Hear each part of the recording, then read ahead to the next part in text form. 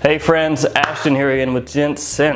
Today we're going to be taking a look at a fragrance that's been getting a lot of hype lately. So I figured I'd go ahead and jump on that fragrance bandwagon and review it like everybody else. I am talking about 1821 man-made sweet tobacco spirits. It's a mouthful. I'm rocking the lumberjack shirt. It's got me in that boozy tobacco kind of vibe. I'm feeling it. So we're going to go ahead and check out the presentation and then the fragrance itself. Let's go ahead and check out the presentation. The box is just a simple cardboard box. It's supposed to look like an old, like bootleg runner's liquor box, I suppose. See here it says 1821 made in USA perfume, 3.4 ounces, 100 mils. And this looks pretty cool. I didn't rip it to open the bottle. It's just a little more decoration, a little more information, making it look more throwback. Nothing else on the box. Nothing really on the bottom. Don't set this on fire. That is the cardboard box. Let's check out the bottle.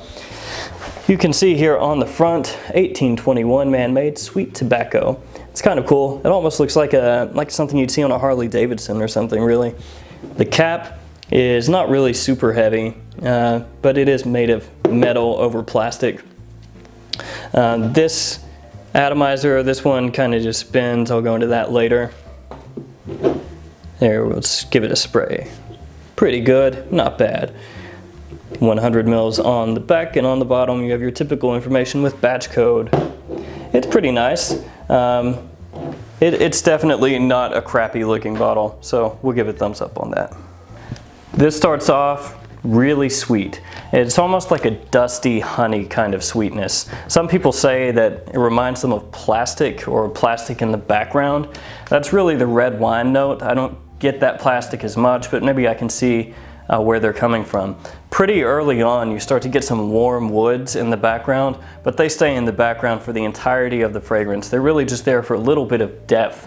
That way it's a little more full, a little more rich.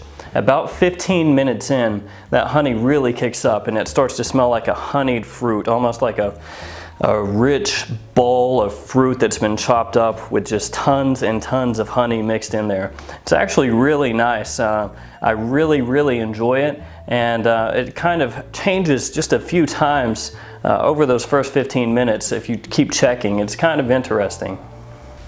Once you're about 30 minutes in, that's where the magic really starts to happen. You're still definitely getting that honey bomb, that honey vibe. That's the dominant force here, that sweet honeyed kind of fruit accord. It's almost boozy because it's so sweet. But when I say that it's sweet, I don't mean that it's leaning like a really sugary sweet. It's just like a deep, rich sweetness. It's really nice.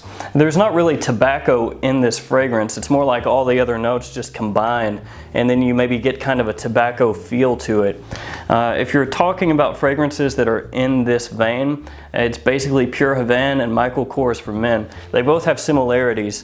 Pure Havane has that super sweet kind of cherry tobacco, and then Michael Kors has that fruit kind of tobacco feel. This falls probably more toward the honey boozy end than it does the tobacco end, but those three fragrances you could probably line up next to each other and pick out similarities from each one. Like I said, when that magic sits in, that's where this guy really shines, and that's when you get the red wine note just in the background with nice rich honeys, and when you hit the full dry down, that honey starts to fade out a little bit, starts to hit the background, and tonka and vanilla start to come in there more. It's still really nice, and it still falls more toward boozy than tobacco-y, but if you like vanilla, then you should like this. And if you like honey, if you like gourmands, if you like boozy rich scents with a good amount of depth, then you'll like this one. Even though this doesn't have a straight up tobacco note, all of the notes in it can kind of combine to give you the feel of tobacco, and it succeeds in that. It, like I said, is a little more on the boozy side.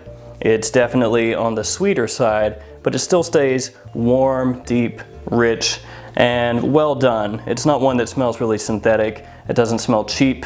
It does project really well above average, and the longevity is really good. I've gotten 8 hours plus on this, so no qualms there. It's a quality scent. It's high class for the type of scent that it is, And if you can pull compliments with stuff like Pure Havane, Michael Kors, like I keep bringing up, then you can definitely pull this one off with ease. One quick thing that I will touch on here is there seems to be a little bit of an issue with quality control right now with their bottles.